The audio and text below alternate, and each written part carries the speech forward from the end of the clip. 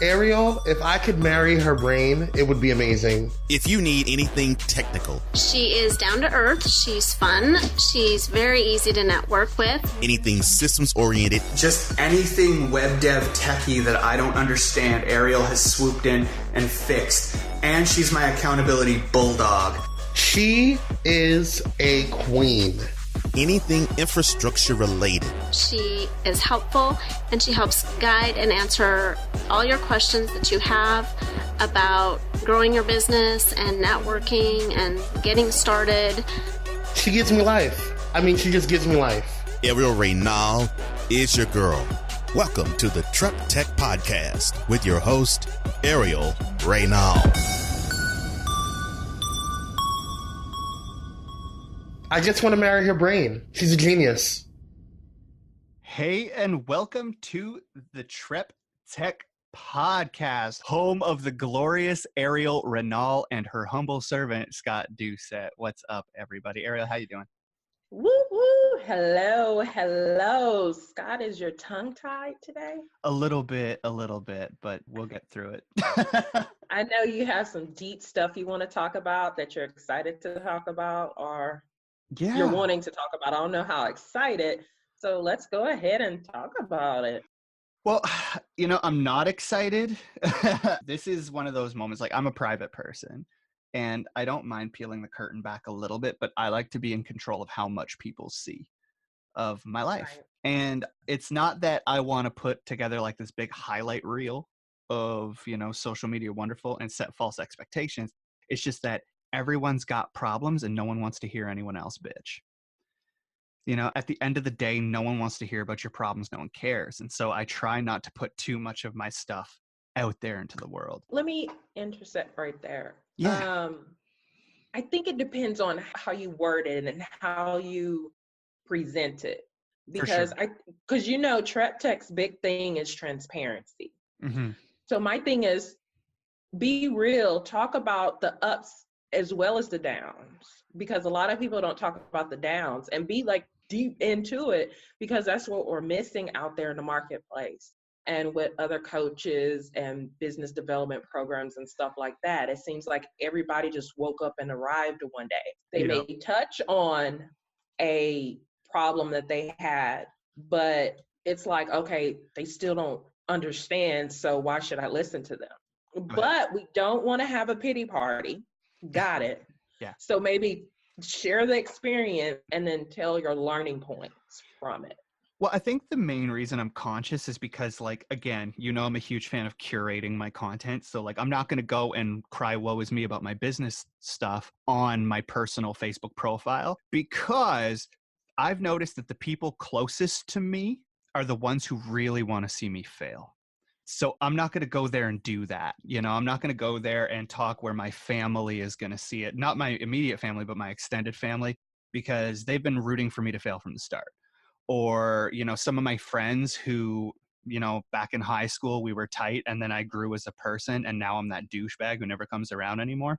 I don't need them to know that I'm going through things. You know what I mean? So this TrepTECH is the platform that I get to do this on now, and it's exciting. Plus, we have something wonderful where we've recorded episodes until the end of time already. So I have the buffer of time to ensure that this works. So by the time this episode comes out, I will have feedback. I'll know. It'll be like a look back on my life and see if it worked or didn't thing, because I want to run an experiment. Okay. And in order to tell you about the experiment, I have to tell you where I'm at. And I think a lot of business owners might relate to this, okay? I'm listening. Here goes. So, just because you're making money doesn't mean you're not struggling. Doesn't mean you're doing well. Doesn't mean that growth is the answer anymore. And that's what I'm starting to realize, is that I started a business for two reasons: to have freedom and line my pockets. Now, in order to do those things for myself, I needed to serve the world at large, of course, because you don't get to do selfish things without being entirely selfless first. And so, I love that. That's a good quote. Yeah, you have to help other people in order for you to earn the reward of treating yourself well. And I know a lot of people say, treat yourself with respect and treat yourself first and make sure you're putting you first. Yeah, but if no one wants to pay you, you can't. So, I got out there and I started helping people, and then the workload became huge. Of course, you've heard time and time again, I went and hired a team. So my expenses went up, then my revenue went up, then my expenses went up, then my revenue went up, and constant, right? This growth and expenses, it just kept climbing. So here I am sitting at supposedly the most successful I've ever been, and I am drowning. Why? I How am. and why is that? Because I have learned recently that any business, like you can look around at like any successful business, and maybe 1 or 2% of them are actually secure. The rest are one bad month away from going under. You know what's interesting is this seems to have been the topic all throughout this week with people I've been working with and have interfaced with. And it's like, wow. And I mean, I've gone through it, so I'm not going to lie there. But it's like, we're successful. We look successful. We're doing what we're doing. We're working out of integrity. We're making money. But sometimes it's like, man, I can't afford McDonald's. Or, man, I'm trying to make life-altering decisions. Like, do I go get a burrito and taco from Taco Bell and eat good today? Or do I get a peanut butter and jelly and some bread so I can make sandwiches for the next 7 days or so? Yeah. And that's what really happen. Absolutely. And it doesn't matter what level you're at. If your cash flow is wrong, it doesn't matter how much you make. It doesn't. Okay. You can make 50,000, you can make 500,000, you can make 50 million. If your cash flow is wrong, you are wrong. You're going to fail. True. You're going to die. Right. And the problem is, like, people say when you hit rock bottom, there's nowhere to go but up. That's not true. You can stay at rock bottom. Oh, ouch. Okay. Point taken. You can stay at rock bottom and drag yourself along the ocean floor for a while. Like, you don't have to swim back up right away, and a lot of people don't. And I have been secretly battling my own version of rock bottom for, I don't know, years now. I have been on financial rock bottom for years, and no matter how good I get at making money, it doesn't matter, because I am equally good at spending or giving away money. You know who we need to have on as a guest is Travis Johnson with Warriors Wallet. Yes, to talk about the personal finance, because a lot of us entrepreneurs go through that. And like, especially solopreneurs, our lines of money get muddy when it comes to business income and expenses and profits, and your personal income and profits and expenses. Because when you're trying to stay afloat, you're like, okay, I made this $1,000 in my business. Now I need to go pay my car note. Now I need to go get my electricity back up to, standard. Now I need to go, find a place to live. And then sometimes you can't reinvest that in a business. I mean, it's a hot mess, but so many people go through it. Yeah. And so I think Travis would be great to have on to talk about, how to balance that personal finance side. And yeah, and I'd love to have him. And so, I'm part of a mastermind group. And last mastermind call I was on, and this is not a cheap mastermind group. Like, these are high achieving people who have done some pretty amazing things. And they've all got like mid to high level 6-figure businesses and stuff. And I'm sitting here at my like 50K, and I'm like, yay! And so I'm in this room with these people, and we're chatting. And finally I broke down, and I was like, guys, I've been at this for 3 years, and I'm no closer to being free. I'm no closer to having that time or money freedom that I had more time and more money freedom when I had a regular job, because now I'm paying other people's rent, not just my own. And now I'm paying, so that whole mo money, mo problems thing really is a thing, but I may or may not have found a solution. So, that sounds like you're going to tell us about something. Yeah, I'm running a life experiment right now. So when I was part of this mastermind group, I explained to them that I'm a bank balance accountant. Like, I open my banking app, and I'm like, oh, I have like, I don't know, $1,800 right now. Let's go pay off How can I spend it? Let's cover the bills. Let's pay, put some money down the credit card. Let's pay that back taxes bill that I have from last year, because that took me by surprise. Let's sort out my stuff. And then I get back down to zero, and the anxiety starts all over again until I get paid again. And then once I hit zero, what is my body's automatic response? go make sales, go make sales, go make sales. And then you act out of desperation, which shifts your energy and you don't make a damn thing. Well, luckily for me, sales does not, like, my sales persona can cock block desperation like it's nobody's business. Okay, well, I'm talking about regular people because Well, mine manifests itself different, right? So if you can close off an energy somewhere, it will find its way somewhere else, okay? And that's what I'm going to get into. So when I get into a sales call, I'm like, okay, no problem. I can do that for you. We can do that for you. We're a solid team. This is how much it costs. I'm going to wait for you to say yes or no. Then they say yes. I cash that check. It's good. Here's the problem with me drowning, though. Every time I hit 0, I go and have a successful sales call, and then I have money again. The aftermath of that is that my team and I have a ridiculous amount of delivery to do. Ooh, interesting. So we're drowning in work. We're not able to properly fulfill things, or we're making silly mistakes sometimes, or we have a dissatisfied person and can't let them go. Like if we have a bad client, we can't let them go because we need the money, right? So my mouth is cashing checks that my time cannot uphold. That's very big of you to admit that. Well, yeah, it is what it is. And like, we don't have unhappy clients, but I'm telling you, we're holding on to a few bad ones because I can't afford to lose them. So I brought that up at this mastermind, and I don't know why it takes so much courage to talk about your finances, because everyone on earth is having a hard time. But when it comes to talking about, like, we don't want to, so to paint a picture of my life right now is like, I run a team for Podcast Bay. I believe our revenue this year, I haven't checked the numbers like within the last month or so, but our numbers right now are around, like, we'll say just below 60K a year that we're making. Okay. We want to up that. I remember when that was your goal, you're like, holy shit. And now it's like, and you mentioned that in a meeting, and I'm like, yes. Yeah. But yeah. However. So now I'm starting to realize that these money thing, like, these goals are arbitrary at best. Like, I could say, I want to make 6 figures tomorrow. But if I'm adding 6 figures worth of expenses, I still make nothing.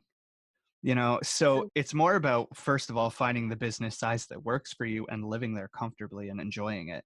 But second of all, it's being smart with your money, right? Like, so I was explaining it to these people that, like, I'm growing, yes, and it's awesome, yes, but I'm no more free, no less frustrated, no less anxious, no happier. In fact, I'm a lot less happy in a lot of ways than I was when I was a regular employee, because at least then I could leave my work at home. Now I have clients messaging me at 11:35 p.m. talking about shit that has nothing to do with me. Okay. So, like, that, it was the trade-off I made. Do I love it? Yes. I don't want to make it sound like I'm, hating all of this. However, I'm one of those people where if I'm going to devote my entire life to something, I need reciprocation. If I'm going to marry someone and I'm going to pour my entire life into them, I need them to pour back into me. If I'm going to work on a business, I need it to pour back into me. If I'm going to go out and be a good friend, I need that friendship to pour back into me. So are you saying your business is not necessarily pouring back into you right now? Not the way it needs to be, and if it is, I'm mismanaging it. Ooh. And that's the part that was brought up in the mastermind, was maybe your business is doing everything it needs to, maybe you're not. Oh, wow. Ouch. Somebody got you. Good. Now you see how I feel when you talk to me like that. I love tough love. Are you kidding me? Tough love is the only love I have time for, because anyone who wants to put on the soft gloves and give me a pet, no thanks. It doesn't help me grow. Right. So it helps you grow. Yeah. If someone wants to slap me around for 10 rounds, bring it. I will get my ass handed to me if it means I'm better tomorrow. And I suck it up when you tell me stuff. I'm like, oh, ouch. I don't like you. But you're right. Damn. Yeah, because, no one's going to make you pay university-style tuition fees for a mastermind and then give you wrong advice. That's my opinion. Right. Well, maybe they will, but this particular gentleman won't. So he recommended me a resource, and it was just an ebook. He's like, this will solve all your issues. And I'm like... That one ebook? I'm like, wait a minute, what? He's like, yeah, this will solve your issues, man. I was like, whoa, okay. First of all, I was like, if this is going to solve all my issues, why the hell did I pay for a mastermind when I could solve all my problems with an Audible credit? He started laughing, and he's like, because you needed to be in this room to get it,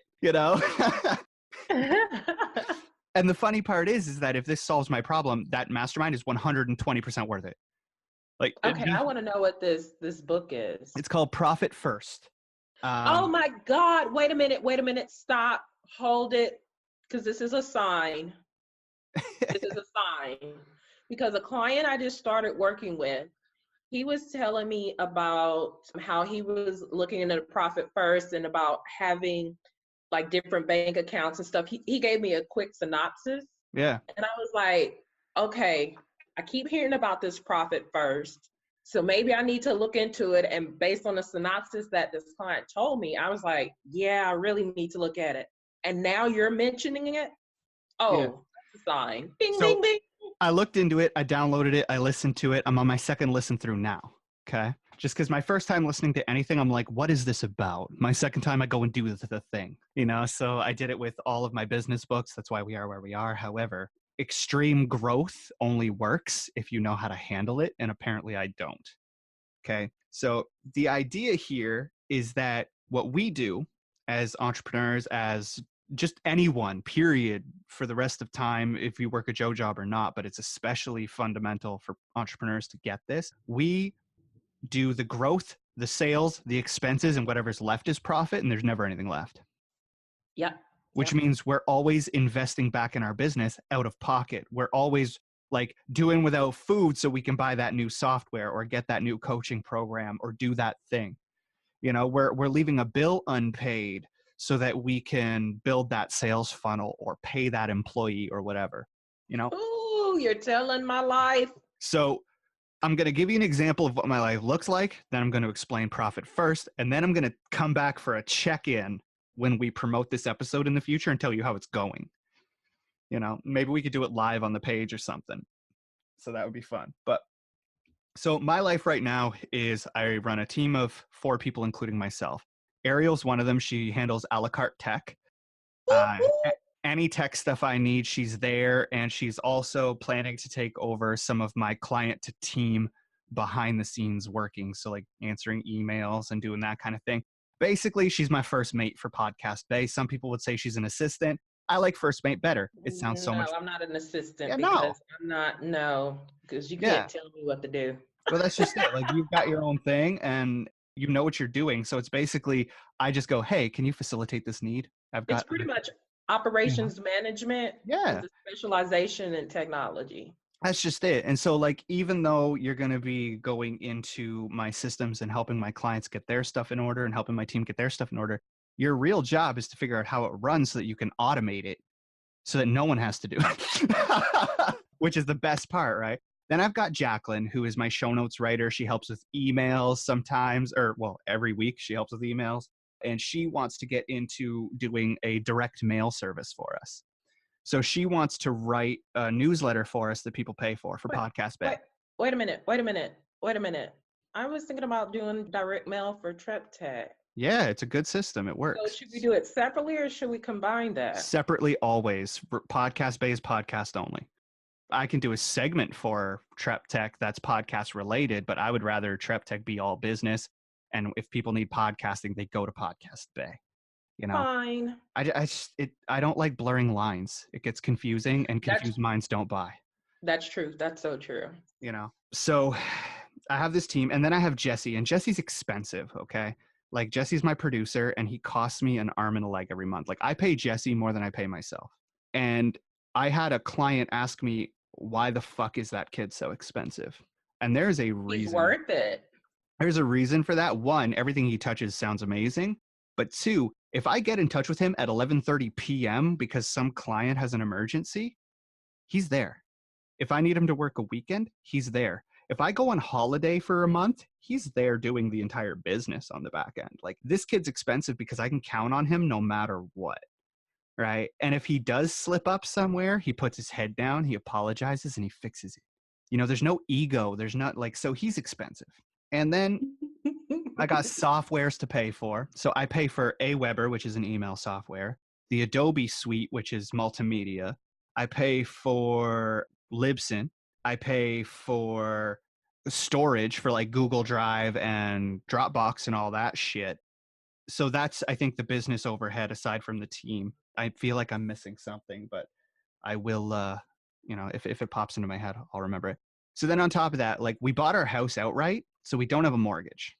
Which is good. It is, but we have renovation costs. Like my kitchen has been on my floor since January. It's March at the time of recording. Wait a minute, your kitchen has been on your floor? Yeah, because my father-in-law, God bless, came to visit, took a look at our kitchen, said, I want to renovate this, demolished the shelves. And he worked he was here for a week.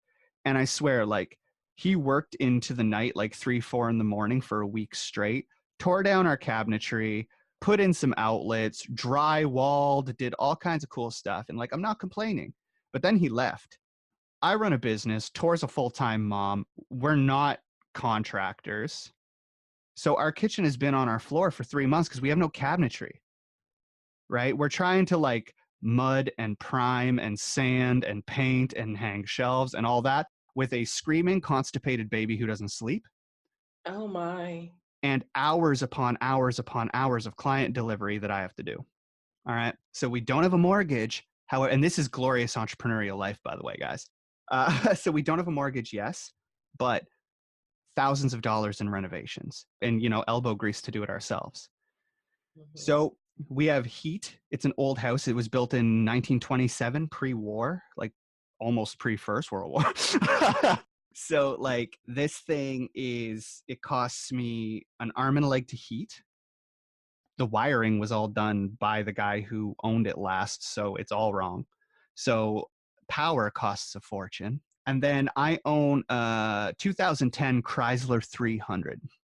So nothing new, nothing fancy. The car's almost a decade old, but it's my dream car. I personally love the thing. However, the taillight has been smashed for I don't know how long, and there's just red tape there. And that's been there since this summer. All right. So, there's just little things about yes, on the outside, everything looks like it's running business as usual, and the business itself is doing pretty good for the most part. However, underneath it all, the thing that runs this is falling apart.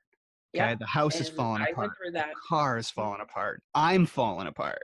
Mm-hmm. On top of that, food. You got to feed the family, formula, diapers, all that fun stuff, and we cloth diapers, so it's not that bad. We're cutting costs where we can. But it seems like everything we do, we're getting worse and worse as time goes on. And I'm like, why is this happening? I should be doing better.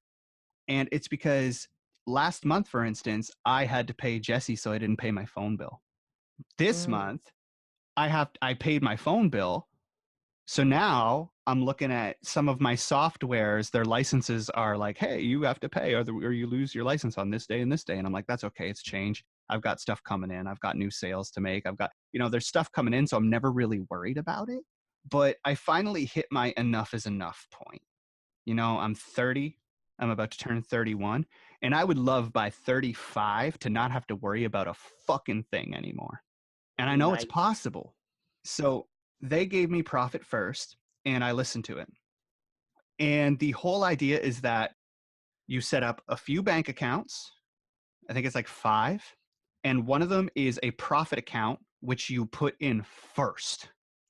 You put your money in first, whatever your profit margin is supposed to be. So you could start off at 1% if you're feeling particularly scared, but you're going to want to up it, and you will up it as time goes on. Trust me on that one. The logic there is that as you get more comfortable putting your profit first, you become more comfortable increasing your profit because you see that reinvestment in your company is easier and you can take trips guilt-free and you can give money away to people who need it without, skipping a meal yourself and stuff like that. That is so scary because that is so against everything we've learned. Yeah, but the economics we've learned creates taxpayers, not prosperous people, right? Uh-oh, say that again. The economics we've learned creates taxpayers, not prosperous people. One more time for the people in the back. The money game, the economics we have learned creates taxpayers, not rich people. And you really did repeat it. Yeah, 3 times. I'll do it again. I'll ring that bell as many times as you need me to. I will ring that bell so hard. So the next account is your taxation account. Find out what your taxation amount is and you put that shit away off of every dollar you make. So this isn't something that you do like at the end of the month after I've squandered a bunch. No, you make $1, you divvy it out. You make $1, you divvy it out. You make $200, you divvy it out. Every dime you make. Now, your profit account and your tax account are at a bank where you have no access. So you can't steal from yourself. Because I'm a thief. I'm a fucking thief. Like, I have stolen from myself so many times. Now, and don't even look at the balances. Don't look at the count. Don't touch it. Don't have online access. No. Because you'll be tempted to fuck it up. Yeah, that's just it. And like, you stealing from the tax man is literally sending yourself to prison someday. And you stealing from your profits is literally making sure you never end up with a better life. So like, just because you want McDonald's right now, and you know that 1% profit is sitting there and it might be $6 right now because you had a $600 sale the other day and you put $6 in, the second you go get that, you just robbed yourself of your future. Okay. Damn. So you put whole future? Your whole future, every last bit of it. That $6 could have been a lot someday, you know? So you put that in an account that you don't touch, and then you have like, you know, your household expenses and like the other accounts. And I'm not going to get into it. If you really want to get into it, go get the book. But the point is, you pay yourself first. Airial, actually, if you have an Audible affiliate link, drop that in, because people can then go get this book for free. Okay. I think I'm able to gift something, so I'll look into that. Yeah, please. By the time these show notes come out, go into the show notes, grab the affiliate link or whatever it is that Airial's putting in there, because you know what, she could use some Audible credits too. Everyone can. So go get yourself the book, listen to it. But I want to run an experiment. Okay, like I said, I've got the buffer of time right now. So if this doesn't work, 6 months from now, I'm still going to be, you know, stressed out and treading water if this doesn't work. So you don't lose anything. Right. No. So I've been self-employed since the days of music, right? Because you go. You said self-employed. Oh, you remember that whole episode? Yeah. Back when I was a musician, that was my first look at self-employment. You know, someone would pay me to go sit in the studio, record some things for them. They'd hand me a check and I'd leave. But money management when you're a musician is like drugs, booze, and women. Like that's what you do with your money when you're a musician. Like, you don't learn the money management game. Now, drugs, booze, and women are not my vices anymore. However, I've got all these responsibilities now, and the bigger the machine gets, the more stressful it is to run and the more it costs. So, you know, I'm just kind of looking at this like, okay, I've been struggling for 10 years, if not longer. When does the struggle end? And apparently the struggle ends the second I prioritize my future first. Profit. Well, I think it's when you get frustrated and pissed off and you're like, enough is enough. Yep. And then you decide to make that change. Mm-hmm. And so the nice part about this profit account is he says every quarter, cash a check out of your profits. Don't let it sit there forever, because that's not human nature. We want gratification. But we're going to cash it and do what with it? Something you've always wanted to do.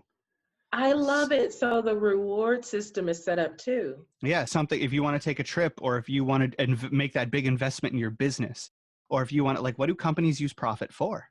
You know, if you're the CEO of some major brand and you turn a profit check, who's that for?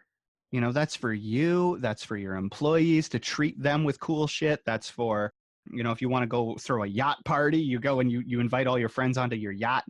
And then, you know, you reinvest in the company if there's that big thing you've always wanted to but can't justify spending. You know, if you don't have a budget. Send me an invitation for this yacht party you're throwing. 4 months. Trust me, my yacht right now is a submarine with screen doors. You know, it's going under. So I look at this as an opportunity to say, like, okay, so, and here's the thing, and this is my biggest thing, is like, I love providing for my family. So anything Tor asks for Scotland is an automatic yes. Anything Tor asks for herself is like 75% yes. And I never buy myself a fucking thing. Period. I don't. Like, I don't go out and get myself new clothes. I don't go out and buy myself anything unless I absolutely need it. So, like, I needed a car. I got to decide which car. I picked my dream car. You know, luckily my dream car is not a Rolls Royce, but so, like, unless I need it, I won't buy it. And so this book is going to challenge me hard because it's telling me to put myself first in a way that is like, when your profit comes out, you cash that shit because you're already handling your household. You're already handling all that stuff. Because the theory is that, one, human nature, like humans can't save indefinitely for no reason. We can't. We don't want to. You know, so until we figure out how to treat ourselves right, we're going to blow through all of our money. And the other thing is that needs will expand to the amount of resources we have. So if we have a K, we're going to see a K's worth of reasons to spend it come up. If we have 10K, we're going to see 10K worth of reasons to come up. Like if I made 10K tomorrow, I can guarantee you my car would explode when I put the key in it next. It would flip upside down. So I think I want to do this challenge with you. So do you want to, I know this is not coming out in a while, but maybe we can do like a teaser. Okay. So for people listening to it now, they're like, oh, they got to watch us do this together along with anybody else who wants to jump on board. Okay. And see how it actually works out. Yeah, I'm cool with it. So what I'm thinking we can do is you and I, like, I'll listen to the book again, make sure I get the full handle on it. Then I'll call you. You and I'll sit down. We'll have one of our fancy meetings we always have that are not so fancy. And we will go online with our online banking accounts and we'll set everything up, boys, all 5 accounts, and we'll start fixing it. We'll start divvying out our money. And then, you know, like, we'll just check in with each other. Hey, where's your profit sitting at? Where's your profit sitting at? Yeah. And every day or every couple of days, like every time we get paid, we'll be like, where's your profit at? Does this scare you? Not at all. This is exciting because I make money. I make money every week.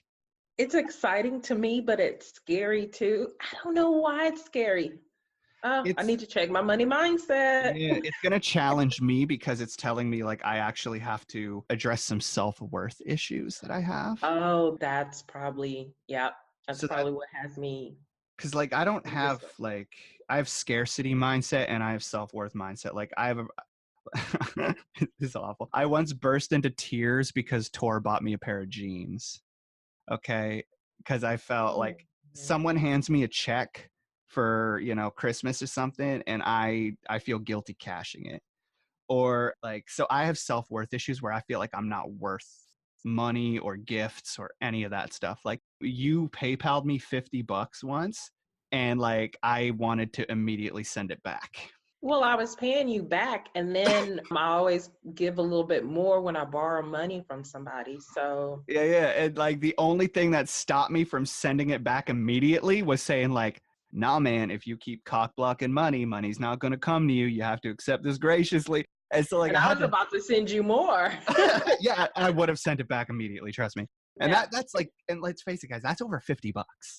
So you can imagine if I'm looking at something that I want, like a nice pair of shoes or a new shirt or something, and it's like $50 or more, you know I'm not buying it for myself.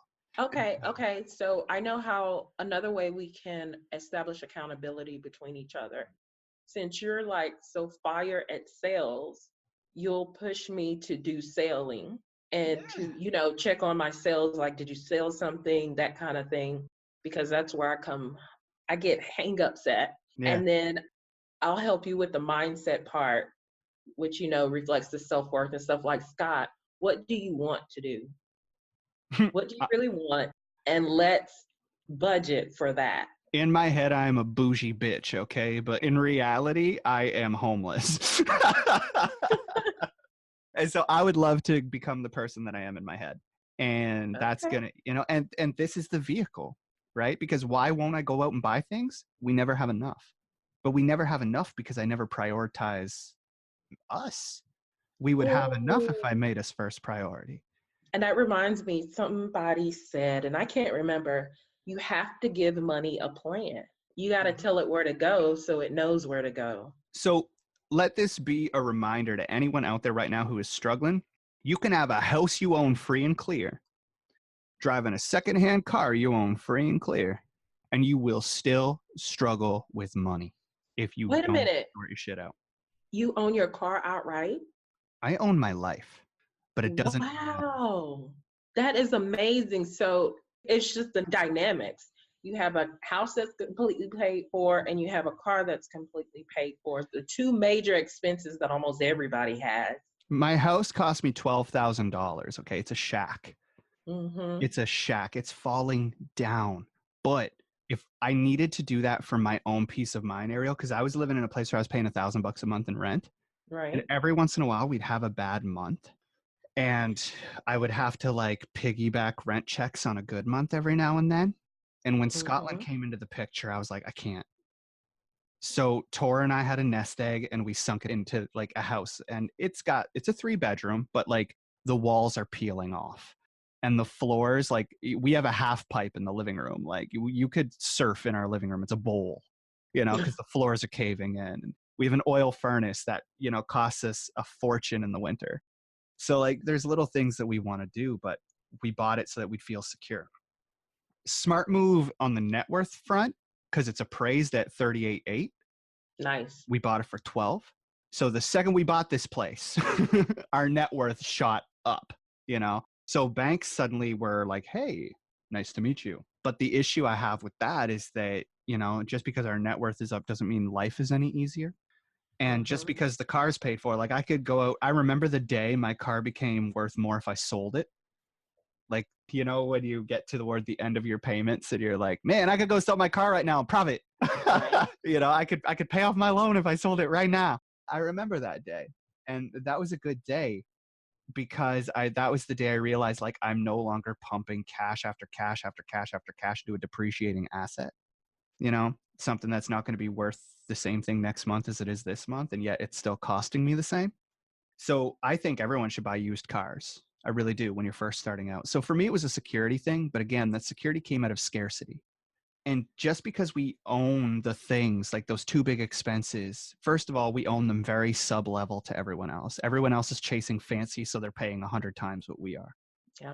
We want to live within our means. We know we're not rich people. So why would we go out and pay $150,000, $300,000 for a house that has like newly updated kitchens, fully updated, 2 bedrooms, 2 bathrooms, a helicopter pad. Like, well, part of that is keeping up with the Joneses, but the other part could be also, if that's something you've always wanted, that is a reward for you accomplishing whatever was on your accomplishment list. But you need to accomplish it first. And I find that's the part that's missing, is people are going out and getting those things before they've actually earned them.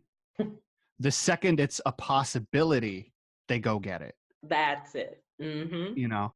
And so like for me, we bought this house out of security, but I haven't felt secure yet.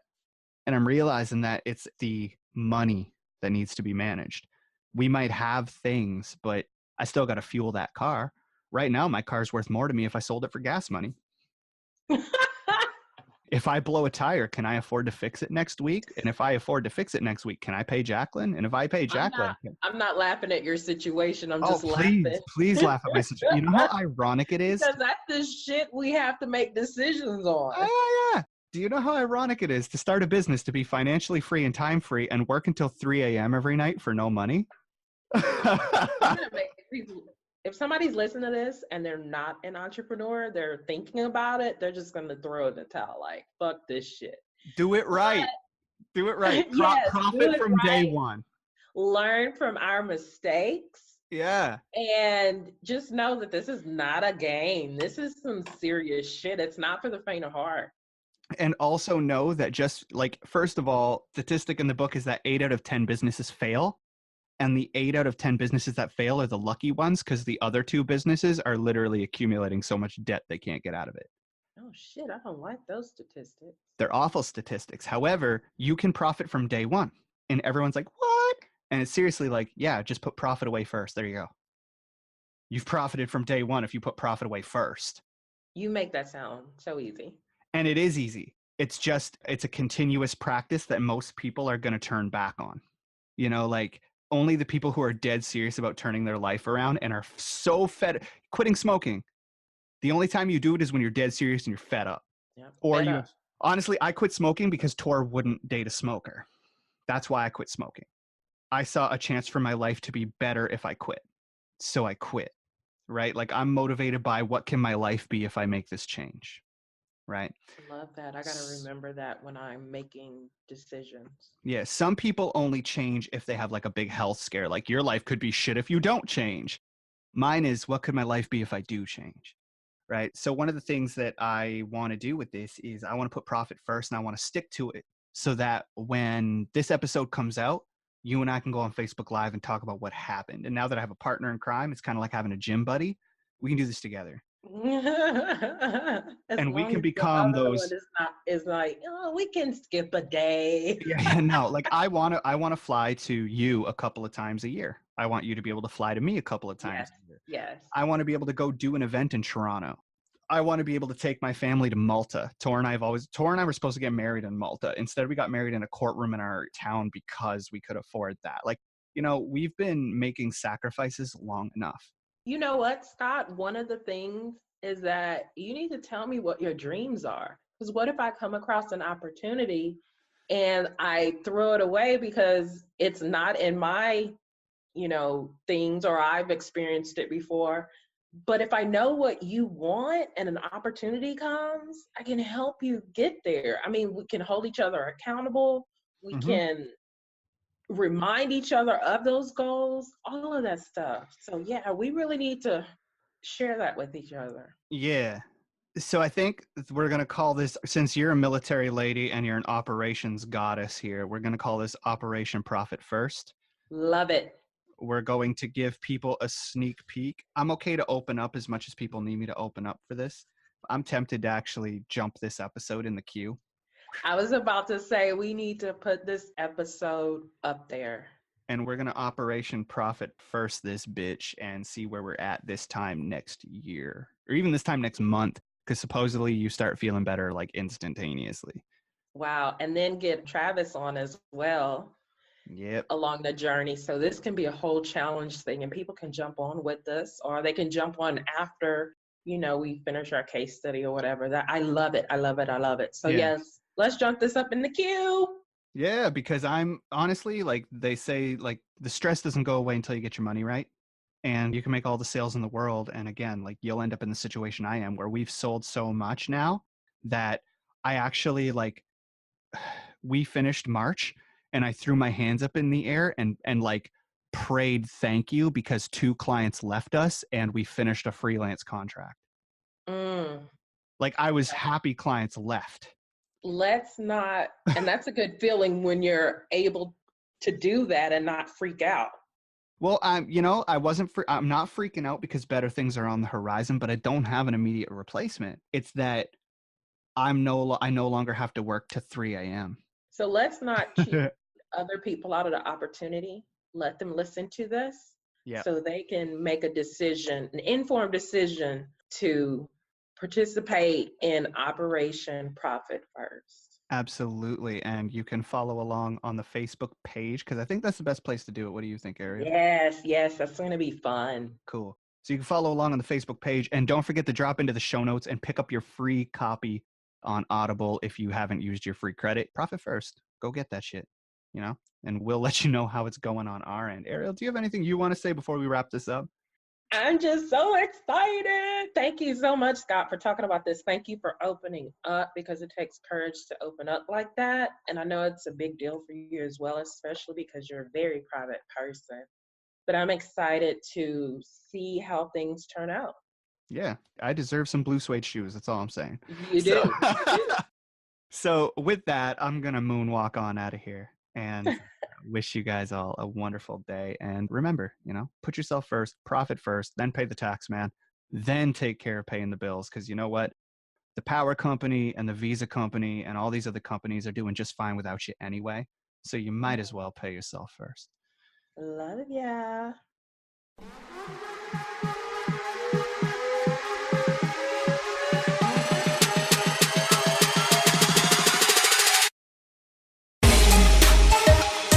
Thank you for tuning in to the TrepTECH Podcast. But if you like what you heard, go on to Apple Podcast and bring her a 5-star review.